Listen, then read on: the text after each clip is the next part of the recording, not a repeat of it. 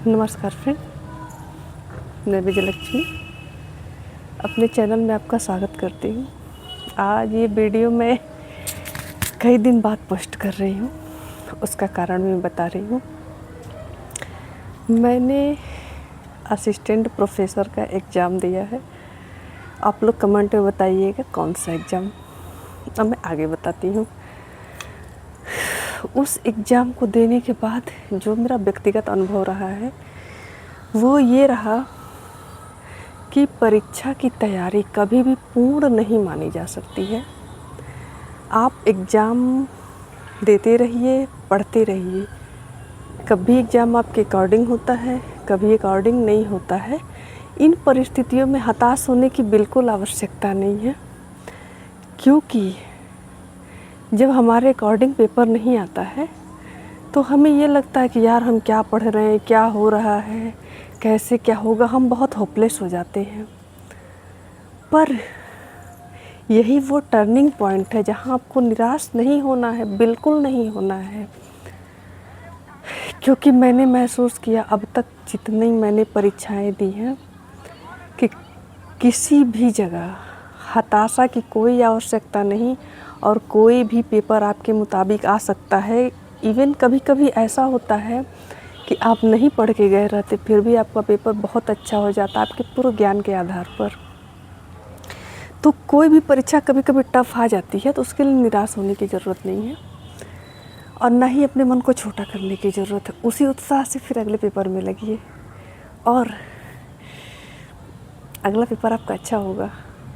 मैं अनुभव बता रही हूँ। जो पिछला पेपर था वो अजीब सा आया हुआ था। मुझे देखते ही चक्कर आने लगी, यार ये क्या दे दिया है।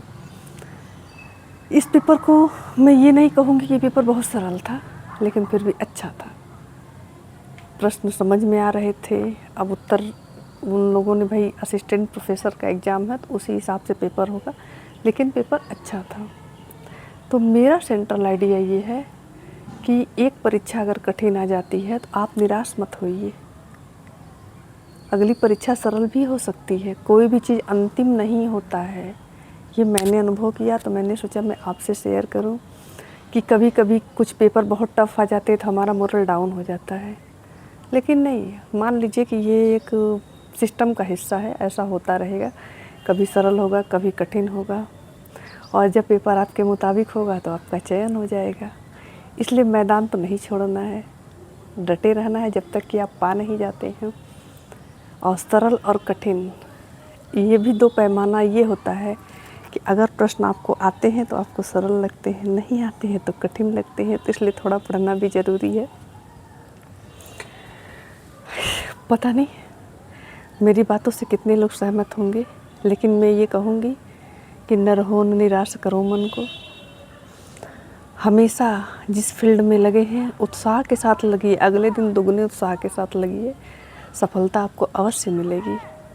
और कभी कोई कठिनाई आए, मैं अपनी बात को वहीं ला रही हूँ कि कठिनाइयों से निराश नहीं होना है। हो सकता है इस कठिनाई के बाद आगे रास्ते बहुत सरल हों, तो अगर कठिनाई आती है तो उसको चुनौती के रूप में लीजिए और सोचिए कि हो सकता है इसको मैं पार कर लूँ तो आगे का रास्ता सीधा हो सकता है इतनी ही कठिनाई हो, तो बजाय पीछे हटने के उसका मुकाबला करिए और उसको पार करिए। आगे आपके मार्ग ज़रूर प्रशस्त होंगे, क्योंकि कोई भी चीज़ हमेशा एक जैसा नहीं होता है। कभी बुरा तो कभी अच्छा होता है, तो बुरा आपने काट लिया तो अच्छा भी आपको काटना है। इसलिए कभी भी अपने जीवन में किसी भी परिस्थिति पर, कभी भी कठिन मोड़ पर हताश मत होइए, क्योंकि मैंने अनुभव किया है कि कठिन मोड़ के बाद आगे रास्ते सरल हैं। काट लीजिए इसको। आज मैं बहुत थकी हुई हूँ, मैंने दूर की यात्रा की है, इसलिए मैं वीडियो छोटा रखूँगी, लेकिन मैंने आप लोग के लिए बनाया। जो मैंने अनुभव किया, मेरी बातें समझ में आएंगी तो एक लाइक और कमेंट अवश्य करिएगा। धन्यवाद।